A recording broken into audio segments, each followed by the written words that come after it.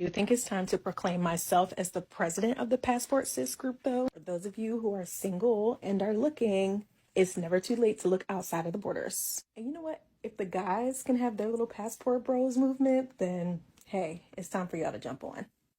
I'm currently in Italy, and yeah, they don't like people at all. They don't. They don't, and they're not even ashamed at all. And the question goes like this: black and a white girl, which will you prefer to date? White. You prefer to date white. And if your opportunity to date a black girl, will you? No. No. Why? Because I'm white. Because you're white. A lot of the times when you, as a non-African, are dating a foreign man, specifically from Africa, I'm telling you right now, you can't bring that Western logic over to an African man and think he's going to be on your program. Absolutely not. Absolutely not. Don't move with the thought that, oh, I'm going to move to an African man and think he's going to be mine and it's going to be happily ever after, and not have any context into how the culturally differences are, you know? If you would, can you give us a little bit insight about what your dating experience has been like here in Jamaica? Complicated. I'll start there. That is the highlight, the keyword. Complicated because it's me being a foreigner that kind of adds like an added layer of, I don't want to say sleaziness, but you not knowing what the person is looking for, because I find that most of the Jamaican men that I encounter sometimes here, when they talk to me, they hear my accent and immediately I'm getting treated differently. Modern women need to quit with this passport feminist nonsense. Feminism and passport sisters only thrive in Caribbean and African countries where the men need green cards.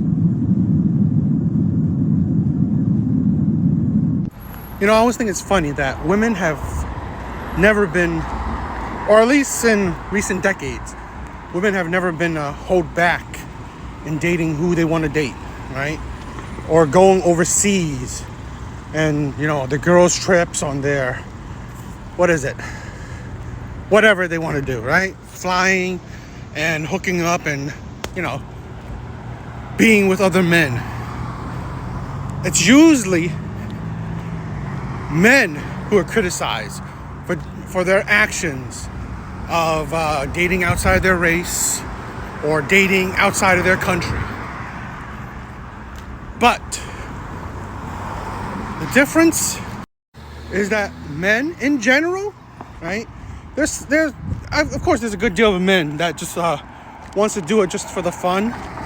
But I believe, in general, most men that do it, at least, again, in modern day, they're doing it to look for long-term commitment, right? Marriages, long-term girlfriend, whatever. So they're looking for commitment. Women, in general, I believe they're looking for fun.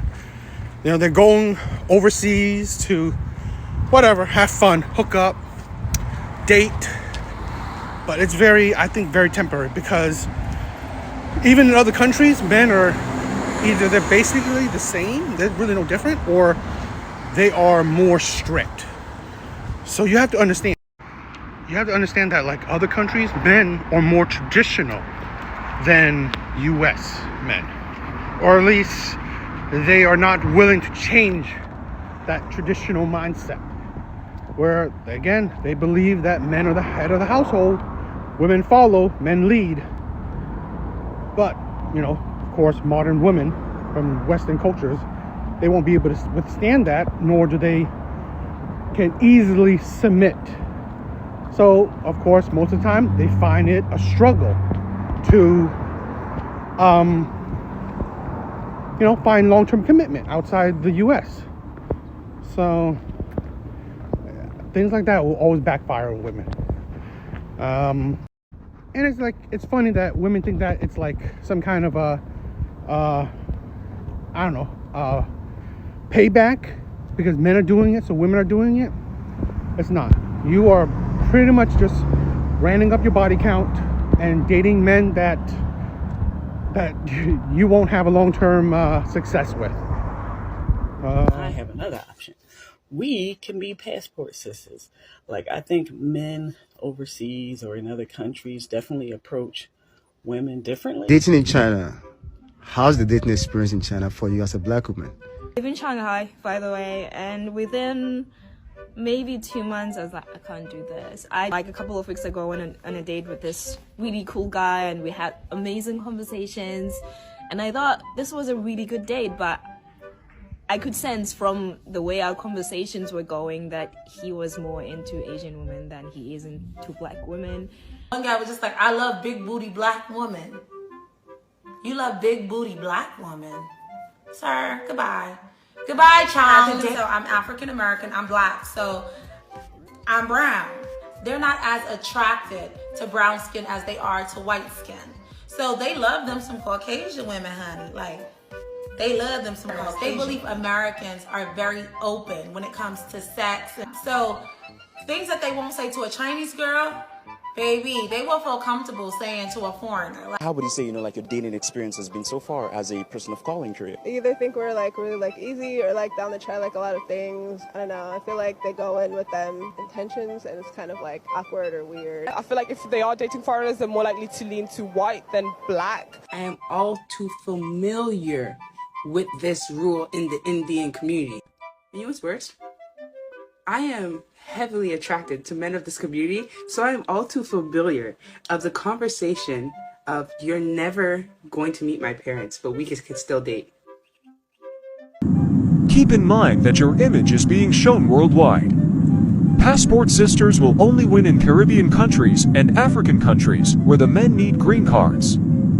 The Jamaican men working at the resorts are your best option. Passport Bros. Well, the Houston Health Department is calling the sharp rise in cases of the sexually transmitted disease an outbreak. KPRC2's the cases Houston health officials are seeing, it's predominantly women of color who are most impacted.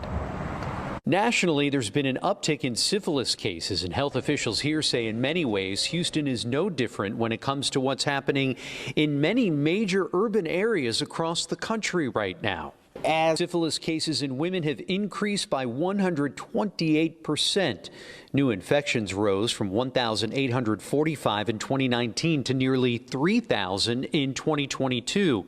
Cases involving women who passed the infection onto their baby during pregnancy soaring from 16 cases in 2016 to 151 in 2021. Officials urging pregnant women to seek prenatal care and syphilis testing to protect themselves from an infection that could result in the death of their babies.